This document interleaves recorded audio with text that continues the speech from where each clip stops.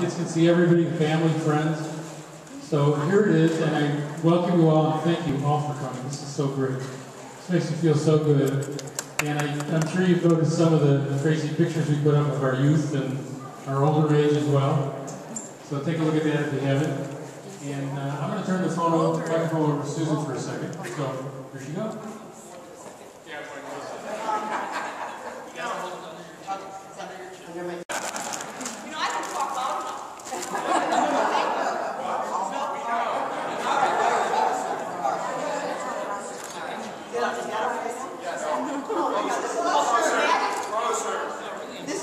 All right, this is the most traumatic part of my day. Thinking about the fact that we are celebrating our birthdays today causes me, of course, to think about my parents. Without them, I would not be having this birthday today. And as I was coming over here today, I had a real flash from a day almost 25 years ago. After my mom died and I had a funeral, Jason was sitting next to me in the front of the chapel. And he turned to me and he said, you know, the only person who knows everybody in this room is Eleanor. And I look around today and I think, people who know everyone in this room today, and we are so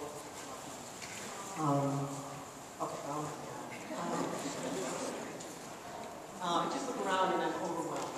And, you know, we have our friends from high school. And friends from the book club, and friends from our game parties, and families from everything.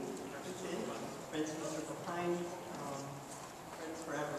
And some people that came from interesting distances. When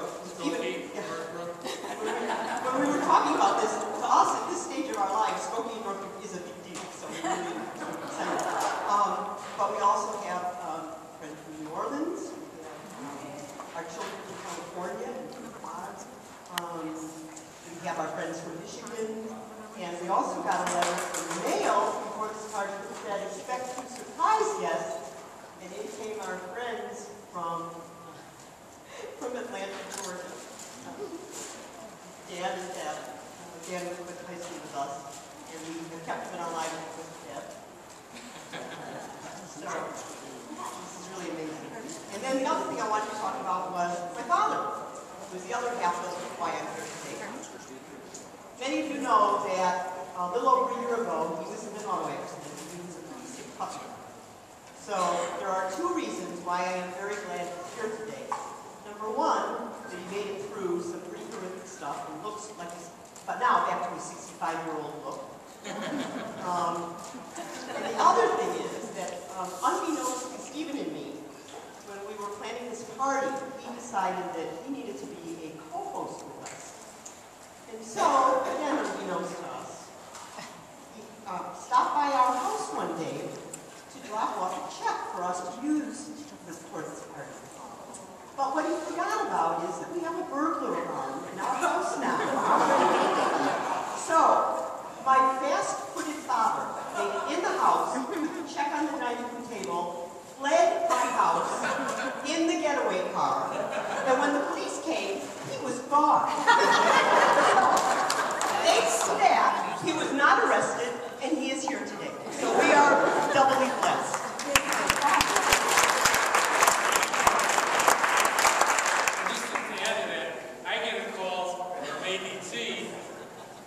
I see this number, I don't recognize it, and I ignore the call, it's an 800 number.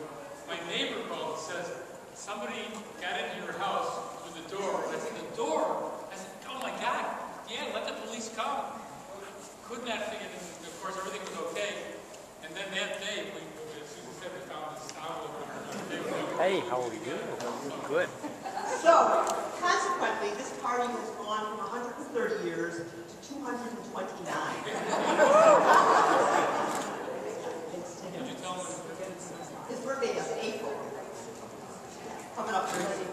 The other thing about my dad that I'm so proud of is when he did come back after the accident, he was here in Chicago, he was in rehab.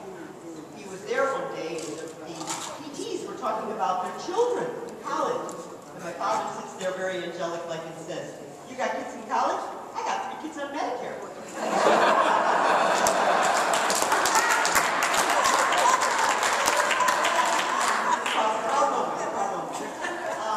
And there's one more thing I wanted to add, and that is that my father's partner, Marge, bought these beautiful flower arrangements. And what she suggested is that in fitting with the theme of this party, that the oldest person at each table take the centerpiece home. So this means that you're going to have to share some personal information. But we are in a building that is covered under HIPAA. Don't worry, we won't go beyond this wall. She's done it, I can't believe it. Okay. They will not keep me much longer, but Susie, give him a big hug and a kiss.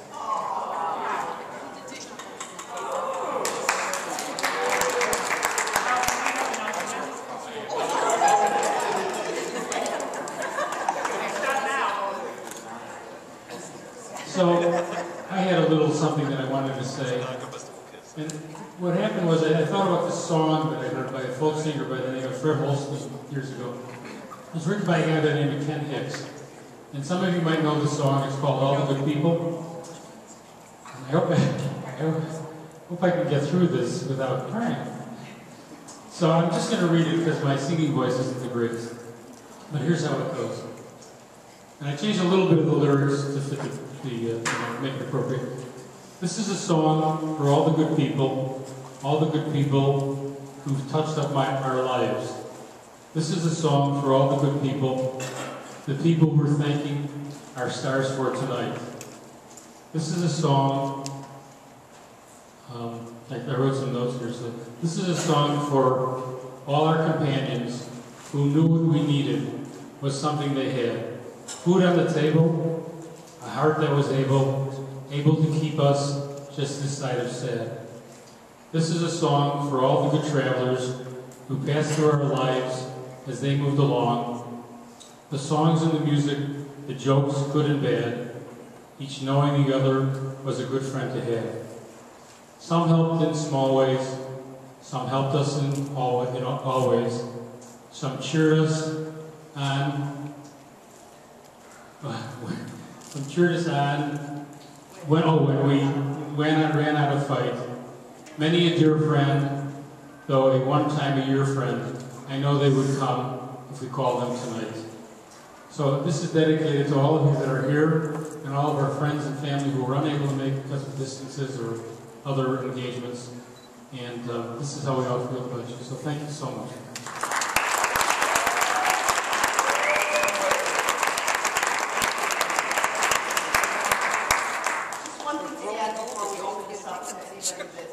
Huh? Take this mic and embarrass us. Alright, so this is a film. In front of our near and dear. I found we were getting ready for the kids to come home. We were getting the rooms ready and so forth, and we were actually cleaning the house, kind of changing things around. And as I was going through things, I found something in Ellen's room that Ellen had when she was a college senior.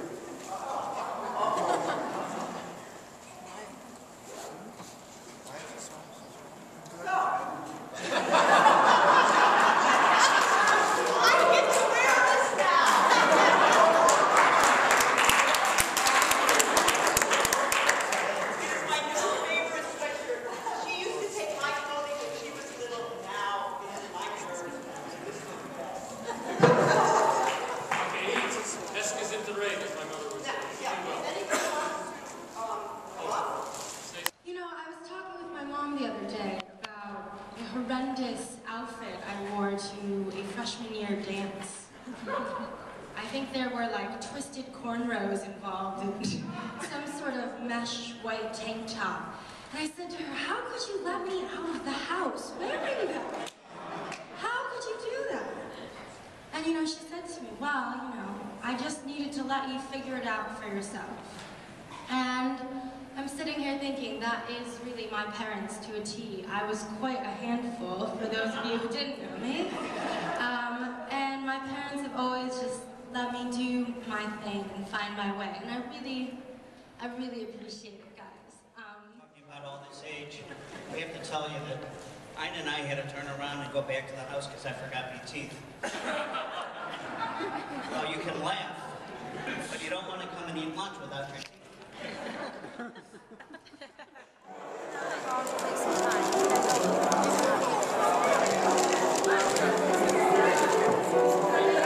I like the